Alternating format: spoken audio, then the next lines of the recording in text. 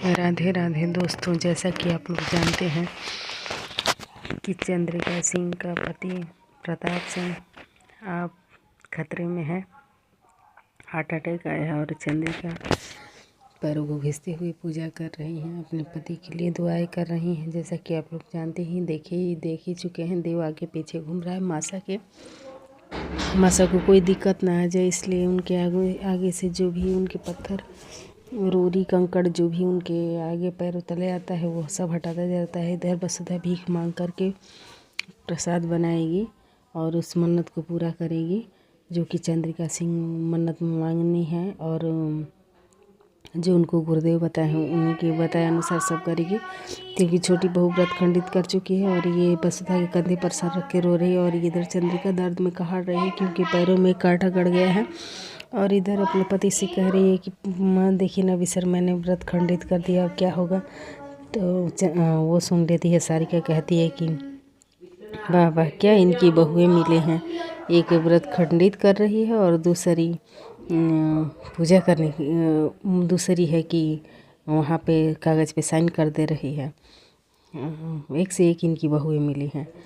लेकिन चंद्रिका सब बातों को इग्नोर करते हुए अपने पूजे में लीन रहती है और पूजा कर रही होती है, आगे बढ़ती है। और ये कंकड़ पत्थर सब हटा रहे होते हैं कि मासा को चुभ न जाए। इसके बावजूद भी मासा को चुभ जाता है और बहुत ही पैरों में ज़्यादा, घुटने में चुभ जाता है, बहुत ज़्यादा ही खून निकलता है, जिसकी वजह से ये बहुत परेशान हो जाते हैं। मासा आपको बहुत दर्द हो रहा है, आप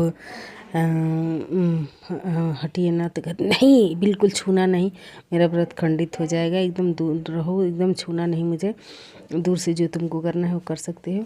और फिर मंदिर में आते हैं, सब पूजा संपन्न होती है और पूजा संपन्न होती है तब फ़ोन करते हैं ये लोग कि वहाँ का हाल चाल कैसा है, ज़रा जान ले। फिर ये पूजा सारिका आती है। सारिका कहती है कि आपकी दोनों बहुएं तो माशाल्लाह एक से एक है। तो फ़ोन आ जाता है कि प्रताप सिंह खतरे से बाहर हैं, उनका इलाज हो चुका है, उनका ऑपरेशन हो चुका है और खतरे से बाहर हैं। खुशी का ठिकाना नहीं रहता है। गाड़ी आती है जिसमें चंद्रिका और सारिका दोनों लोग बैठ के चले जाते हैं।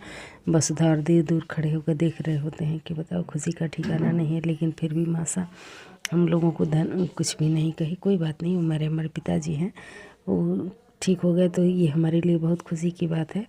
लेकिन कम से कम एक बार कहना तो चाहिए कि थैंक यू बेटा, अच्छा किया तुमने। कुछ तो बोली होती, शाबाशी ही दी होती हम लोगों को, लेकिन कुछ नहीं दी हैं। ये बात मेरे दिल को छू गई।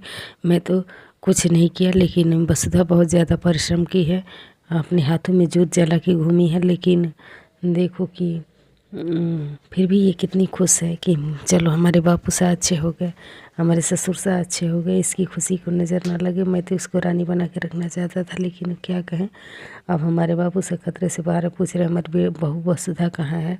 ये सब लोग दंग रह जाते हैं। अब वसुधा को कैसे बुलाएं, कैसे क्या करें।